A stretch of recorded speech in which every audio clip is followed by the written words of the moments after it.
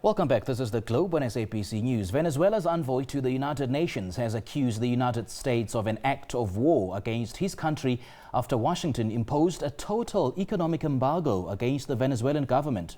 The expansion of the sanctions regime already in place against President Nicolas Maduro's government is seen as a significant escalation, with the freezing of all government assets and prohibition transactions, with it placing the country on par with North Korea, Iran, Syria and Cuba.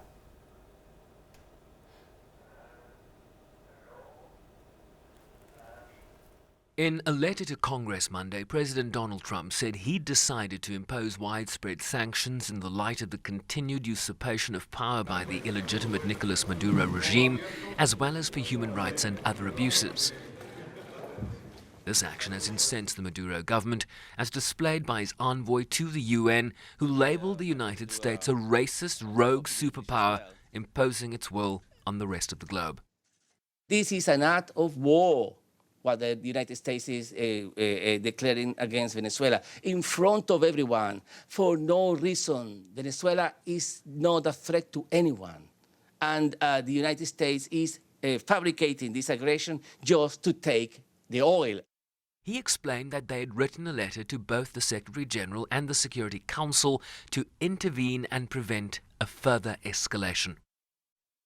We are talking about a world power which behaves as a rogue state. It's a rogue world power. It's dangerous. The United States now is a threat to international peace, and we are asking the Security Council to take action. The same goes with the Secretary General. Secretary General hasn't yet condemned the threat to peace and the military threat and the military threats to use force against Venezuela publicly, and we are asking him to do so and to intervene using his mediating capacities. The United States in January announced its recognition of opposition leader Juan Guaido as the country's sole legitimate leader, after Maduro's election in 2018 was rejected as a fraud. The majority of countries globally still recognize the Maduro government. They are freezing all economic assets in U.S. territory, but more than that, they are threatening with coercive measures any individual or company or country that deals with Venezuela. It's a worldwide measure. It's not within the U.S. jurisdiction. They are threatening to apply coercive measures against any individual in the world, wherever it is, that deals with Venezuela. I mean, the United States behaves as a world power. It's the world power as we had never seen in history. They are a power over the rest of the world. The UN expressed hope that the punitive actions would not impede humanitarian access to the country.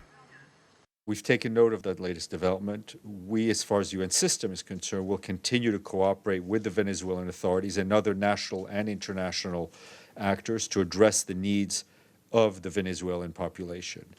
I think there is an expectation that all stakeholders act in accordance with humanitarian principles, which including allowing assistance to enter Venezuela. It is very, very important to keep the humanitarian needs of the Venezuelan people first and foremost.